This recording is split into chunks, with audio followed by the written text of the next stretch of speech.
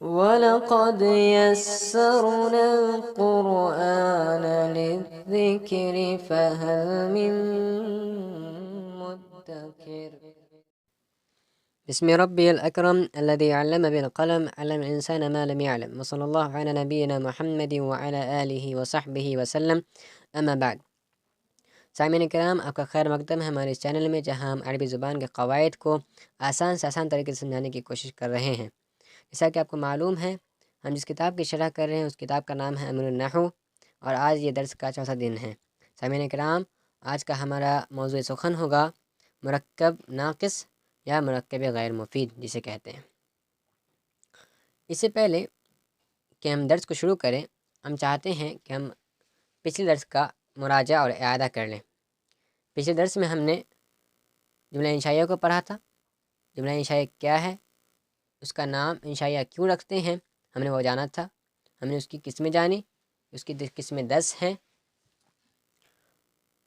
سامعین کرام، اگر آپ ان 10 قسموں میں غور کریں تو آپ کو یہ بات معلوم ہو جائے گی، یہ بات آپ کے سامنے واضح ہو جائے گی کہ ان میں سے کسی بھی جملے کو کہنے والے کو جھوٹا یا سچا نہیں کہا جا سکتا۔ مثال کے طور پر اگر کوئی قسم کھا کر کہہ رہا ہے واللہ لأضربن زیدا، قسم اللہ کی میں زید کو ماروں گا، تو آپ اس وقت کہنے والے کو جھوٹا یا سچا نہیں قرار دے سکتے، کیونکہ وہ جملے کی توقید کرنا چاہ رہا ہے، نہ کہ آپ کو خبر دے رہا ہے۔ کیونکہ کہنے والے کو جھوٹا یا سچا تب کہہ سکتا ہے جب وہ خبر دے رہا ہو، ایسا اسی لیے اسے جملہ خبریہ کہتے ہیں۔ لیکن یہاں پر جملے وہ متکلم اپنے اندر کی کیفیت کا اظہار کر رہا ہوتا ہے، یا پھر اپنی کچھ طلب کر رہا ہوتا ہے، جس کی وجہ سے اسے جھوٹا یا سچا قرار نہیں دے سکتا۔ یہی وجہ ہے کہ مؤلف رحمہ اللہ نے یہاں پر جملہ انشائیہ کی جو تعریف کی تو کہا کہ یہ ایسا جملہ ہے جسے کہنے والے کو جھوٹا یا سچا نہیں کہہ سکتے۔ یہ ہمارے پچھلے درس کی بات رہی۔ اب ہم آتے ہیں اپنے آج کے درس پر کہ آج کا ہمارا درس کیا ہے۔ آج کا ہمارا درس ہے مرکب ناقص، اور اسی کو مرکب غیر مفید بھی کہتے ہیں۔ سامعین کرام، آپ کو یاد ہوگا کہ ہم نے مرکب کی جب شروعات کی تھی تو ہم نے وہاں پر بتلایا تھا کہ مرکب کہتے کیوں ہیں اسے۔ مرکب بنا ہے ترکیب سے، رکب یرکب ترکیباً، اس کی اصل ہے را کاف با۔ اس کا مطلب ہوتا ہے، جو دلالت کرتا ہے یہ اصل یہ مادہ کہ کسی چیز کو کسی چیز پر رکھا جائے۔ جب کسی چیز کو کسی چیز پر رکھا جائے تو ہم کہتے ہیں رکب کرنا، ترکیب کرنا۔ اسی سے اس لیے اس کا معنی سوار کرنے کی بھی کہتے ہیں، کیونکہ سوار کرنے میں انسان کسی ایک چیز پر دوسری چیز کو رکھتا ہے۔ مثلا جانور ہے، جانور پر اگر کوئی بیٹھ رہا ہوتا ہے تو گویا وہ کسی چیز پر اپنے آپ کو رکھ رہا ہوتا ہے، اس لیے اس کو کہتے ہیں سوار ہونا۔ تو کسی چیز کو کسی شے کو کسی شے پہ رکھنا، یہ عربی زبان میں ترکیب کہلاتا ہے۔ تو اس سے معلوم ہو جاتا ہے کہ مرکب ہونے کے لیے کم سے کم 2 کلموں کی ضرورت پڑے گی، 2 چیزوں کی ضرورت پڑے گی ہی۔ اسی لیے مرکب کی تعریف میں کہا جاتا ہے کہ یہ 2 یا 2 سے زیادہ کلموں سے مل کر بنتا ہے۔ مؤلف رحمہ اللہ نے جب مرکب کی تقسیم کی تو پہلے بتلایا تھا انہوں نے کہ مرکب کی ایک قسم تو یہ ہے جسے کہتے ہیں مرکب مفید، یا اسے کہتے ہیں مرکب تام۔ مرکب تام اس لیے اسے کہتے ہیں کیونکہ بعد اسے مکمل ہو جاتی ہے، تام مطلب مکمل۔ جب بات مکمل ہو جاتی ہے، بات پوری سمجھ میں آ جاتی ہے تو اسے کہتے ہیں مرکب تام، اور اسی کو انہوں نے آگے چل کر جملہ یا کلام سے موسوم کیا، اور پھر اس کی تفصیل گزر چکی۔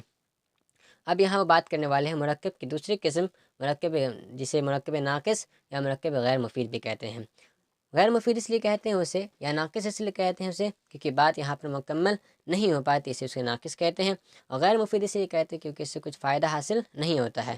اور آپ کو یاد ہوگا کہ نحو میں فائدہ کا مطلب کیا ہوتا ہے، یا معنی کا مطلب کیا ہوتا ہے کہ کہنے والا جب کہہ کر کچھ خاموش ہو جائے تو سننے والوں کو پوری بات سمجھ میں آ جائے، وہ کسی اور بات کو سننے کا منتظر نہ رہ جائے۔ تو مرکب ناقص یا مرکب غیر مفید اسی لیے سے کہتے ہیں کیونکہ یہ مرکب ہونے کے باوجود بھی 2 یا 2 کلموں سے زیادہ کلموں سے بننے کے باوجود بھی اس سے بات پوری سمجھ میں نہیں آتی ہے۔ جب اس کا کہنے والا خاموش ہو جاتا ہے تو سننے والے کو پوری بات سمجھ میں نہیں آتی ہے، بلکہ وہ اور کسی بات کو سننے کا منتظر رہ جاتا ہے۔ اب اس کی قسم کتنی ہے، تو یہاں پر مؤلف رحمہ اللہ نے کہا کہ اس کی 4 قسمیں ہیں۔ یہ 4 قسمیں کہنا یہ منحصر نہیں کرنا تھا، محصور کرنا نہیں تھا کہ اس کی فکس کر دینا کہ یہ اس کی صرف 4 ہی قسم ہوتی ہے، یہ کہنا مقصود نہیں ہے، بلکہ یہاں پر ابتدائی درجے کے طالب علم کا خیال رکھتے ہوئے انہوں نے کہا کہ صرف 4 ہیں۔ صرف 4 میں کہنے کی مراد یہ نہیں کہ صرف یہ 4 ہی ہیں، بلکہ اس سے زیادہ بھی ہیں۔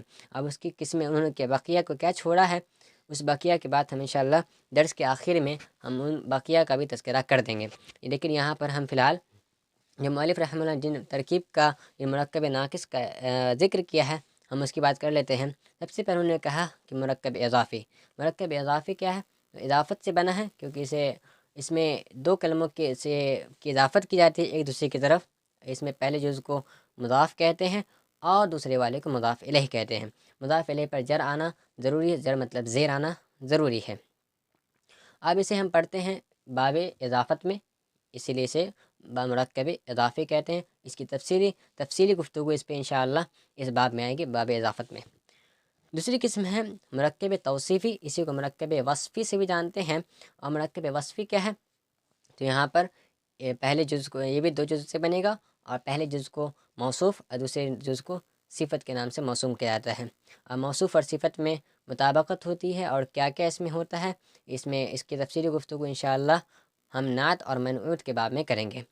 تیسری جو قسم انہوں نے بتائی ہے وہ یہ ہے کہ مرکب بنائی، اور اصل میں اس کا نام مرکب عددی یا مرکب تعدیدی رکھا جاتا ہے۔ مرکب عددی، مرکب تعدیدی یہ چیز آسان ہے، یہ عربی زبان میں 11 سے لے کر 19 تک کے تعداد کو کہا جاتا ہے۔ 11 سے لے کر 19 تک کی تعداد کو کہا جاتا ہے۔ 11 سے 19 تک کیا ہے؟ 11 سے لے کر 19 تک، بس 12 یعنی 12 کو چھوڑ کر، 12 کو یہاں پر نگلیکٹ کر دیا جاتا ہے، اسے کاؤنٹ نہیں کیا جاتا یہاں پر۔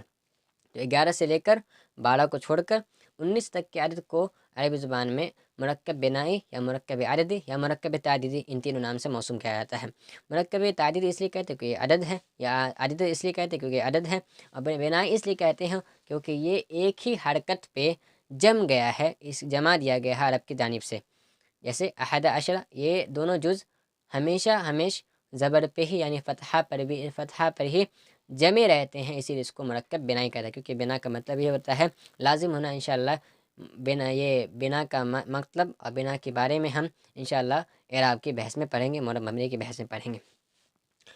ہاں، اس کے بعد آتے ہیں یہاں پر ہم نے پہلے بتا دیں کہ مرکب تعدیدی میں ہوتا کیا ہے کہ یہاں پر 2 عدد کو لیا جاتا ہے، اور عرب نے کیا اس کی اصل یہ تھی 11 یا 19 کی اصل یہ تھی کہ 19 تھا، یعنی بیچ میں واو بھی تھا، 19 تھا، لیکن عرب نے کیا کہ وہاں پر سے واو کو حذف کر دیا، ڈیلیٹ کر دیا، اور دونوں کو ایک جگہ پر جمع کر دیا، مرج کر دیا، جسے کہتے ہیں مرج کرنا۔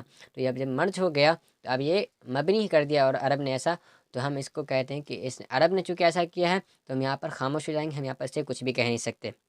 جیسے کہ ہمارے لیے عبادت میں ہوتا ہے کہ عبادت میں کچھ غیر معقول عبادت بھی، غیر معقول معنی عبادت ہے، یعنی جس کا معنی ہمیں سمجھ میں نہیں آتا کہ ہمیں کر کیوں رہے ہیں، بس ہمیں معلوم ہے کہ شریعت نے ایسا کرنے کو کہا ہے تو ہم کرتے ہیں۔ مثلا نماز ہم پڑھتے ہیں، لیکن کیوں پڑھتے ہیں کوئی اس کا معقول جواب ہمیں حاصل نہیں ہو سکتا۔ اسی طرح سے ہم یہاں پر بھی کہہ سکتے ہیں کہ ایسا کیوں کیا عرب نے، تو ہم کہیں گے کہ عرب کی زبان ہے، ہم جس طرح سے شریعت میں شارع کے یعنی محمد صلی اللہ علیہ وسلم اور اس کے اللہ سبحانہ تعالیٰ کے تابع ہیں، اسی طرح سے ہم عرب کی لغت میں ہم عرب کے تابع ہیں، عرب جیسا کریں گے ہمیں اسے ویسا کرنا پڑے گا، ہمیں ویسا چلنا پڑے گا۔ اب آتے ہیں اور آخری قسم انہوں نے بیان کی ہے مرکب منع صرف، اصل میں اس کا نام مرکب مزی یا مرکب امتزاجی رکھتے ہیں۔ مز کا مطلب ہوتا ہے جوڑ دینا، ایک کو دوسرے میں داخل کر دینا، یہی مز کہلاتا ہے، مکس کر دینا، مکس اپ کر دینا۔ ہوتا کیا ہے کہ یہاں پر ایک اسم کو دوسرے اسم کے ساتھ جوڑ دیا جاتا ہے، اور کسی ایک شے کا نام اسے بنا دیا جاتا ہے۔ مثلا بعل بکو، یہاں بعل ایک لفظ تھا جس کا مطلب ہوتا ہے الہ، اور بکو مدینہ کا نام ہے، مدینہ جس کا دوسرے لفظ میں کہتے ہیں مدینہ، یعنی شہر کا معبود، یہ معنی تھا۔ لیکن اب یہ 2 لفظ کو ملا کر بعل ایک لفظ تھا، ایک کلمہ تھا، دوسرا کلمہ بکو تھا جس کو جوڑ کر ایک کلمہ بنا دیا گیا، اور اسے اب بعل بکو بنا کر ایک شہر کا نام رکھ دیا گیا جو کہ شام میں ہے، شام میں موجود ہے۔ اسی طرح سے ہے حضرموت، یہ بھی جگہ کا نام ہے جو یمن میں ہے۔ حضرموت میں حضر ایک لفظ تھا، ایک کلمہ تھا، اور موت بھی ایک کلمہ تھا، دونوں کو جوڑ کر کسی ایک جگہ کا نام بنا دیا گیا۔ اسی طرح سیبوئی بھی، سیب ایک لفظ ہے اور دوسرا کلمہ وہی ہے، دونوں کو جوڑ کر سیبوئی بنا دیا گیا۔ سیبوئی کے بارے میں میں بتا دوں کہ سیبوئی امام بصرہ کے نحویوں کے امام ہیں۔ یہ سیب کا مطلب سیب ہوتا ہے، جو فارسی، یہ سیبوئی فارسی لفظ ہے، جہاں سیب کا مطلب سیب ہوتا ہے، اوئی کا مطلب خوشبو ہوتا ہے، یعنی سیب کی خوشبو۔ سیب اوئی، سیب ایک لفظ تھا اور وے دوسرا کلمہ تھا، جن دونوں کو جوڑ کر ایک کلمہ بنا دیا گیا، ایک اسم بنا دیا گیا، اسی لیے اس کو مرکب مزجی کہتے ہیں۔ مرکب اس لیے کیونکہ اس میں دو کلمے ہیں، اور مزجی اس لیے کیونکہ اس کو مکس اپ کر دیا گیا ہے، مزج کر دیا گیا، مزج کو انگلش میں مکس اپ کے نام سے جانا جاتا ہے۔ یہ ہو گیا مرکب مزجی یا امتزاجی، اور اسے مرکب منع صرف بھی کہتے ہیں۔ منع صرف کیا ہے؟ صرف کا مطلب ہے تنوین، تنوین اس پہ نہیں آتی ہے، ہمیشہ کہنے بالا بکن نہیں کہہ سکتے ہیں یا بالا بکن نہیں کہہ سکتے، ہمیشہ کہیں گے بالا بکو، یعنی اس پہ ایک ہی ضمہ، ایک ہی فتحہ اور ایک ہی کسرہ آئے گا، اسی لیے ہم کہتے ہیں اس کو مرکب منع صرف۔ اب اس کے بارے میں یعنی مرکب منع صرف یعنی منع صرف کیا ہوتا ہے، اس کے بارے میں انشاءاللہ بات آگے آ رہی ہے، آگے کے درسوں میں ہم اس بارے میں بات کریں گے۔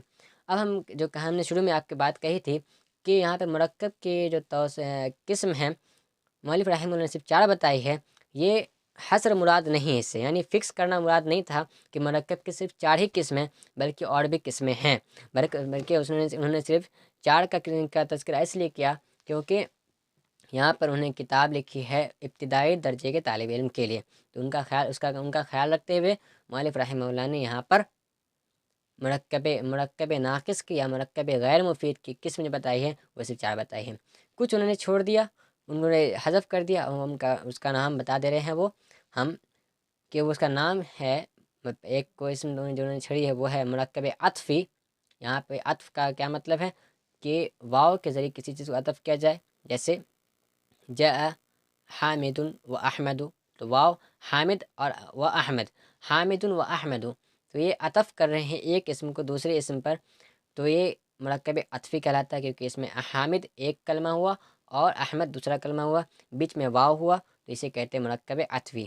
اسی طرح سے ایک آتا ہے مرکب بدلی، ایسے کہیں جاء زید اخوہ، جیسا کہ ہم کہیں کہ زید یعنی تمہارا بھائی آیا، جاء زید اخوک، یا جاء اخوک زید، تمہارا بھائی زید آیا، تو یہاں پر زید اخوک سے بدل ہے، اسی ہم کہتے ہیں اسے مرکب بدلی۔ اور اسی طرح سے ایک ہے مرکب توکیدی، یہاں پر توکید کی جاتی ہے، لیکن یہ باتیں ہم اس لیے نہیں بیان کر سکتے یہاں پر کیونکہ ابھی یہ چیزیں ہیں یہ کتاب کے آخر میں آنے والی ہے، انشاءاللہ اس چیز کو ہم مد نظر رکھتے ہوئے آخر میں ان سب پہ بات کریں گے۔ ہم یہاں پر بیان صرف اس لیے کر دینا چاہ رہے تھے کیونکہ آپ کو یہ شبہ نہ رہ جائے کہ مرکب ناقص کی صرف اتنی ہی قسمیں ہیں۔ اور آپ کو ہم یہ بھی بتا دیں کہ جو پہلے چیز گزری جسے ہم نے کلام یا جملہ مرکب مفید کہا یا مرکب تام کے نام سے موسوم کیا، اسے مرکب اسنادی کہتے ہیں۔ مرکب اسنادی اس لیے کہتے ہیں کیونکہ وہاں پر اسناد کا مطلب ہم نے بتایا تھا کہ اسناد کا مطلب نسبت کرنا، ایک چیز کی نسبت دوسری چیز کی طرف کی جاتی ہے، ایسا کہ ہم نے آپ کو دکھایا کہ زید قائم میں زید کی قیام کی نسبت زید کی طرف کی گئی، اسی طرح سے ضرب زید میں مارنے کی نسبت ضربہ کی نسبت زید کی طرف کی گئی، تو دونوں میں چونکہ اسناد ہوا، نسبت ہوئی، تو اس لیے اس کو مرکب اسنادی کے نام سے جانا جاتا ہے، اور مرکب اسنادی ہی وہ مرکب ہے جسے مرکب مفید کہا جا سکتا ہے، باقی جو بھی قسم بچ جاتی ہے وہ سب مرکب ناقص کہلاتی ہیں۔ انشاءاللہ آگے کی گفتگو ہم اگلے درسوں میں کریں گے۔ اللہ سبحانہ تعالیٰ سے دعا ہے کہ اللہ سبحانہ تعالیٰ ہمیں علم نافع عطا فرمائے اور ہم سب کو مستفید کرے، آمین یا رب العالمین۔ تقبل دعا انک انت السمیع العلیم، وآخر دعوانا ان الحمد للہ رب العالمین، والسلام علیکم ورحمۃ اللہ وبرکاتہ۔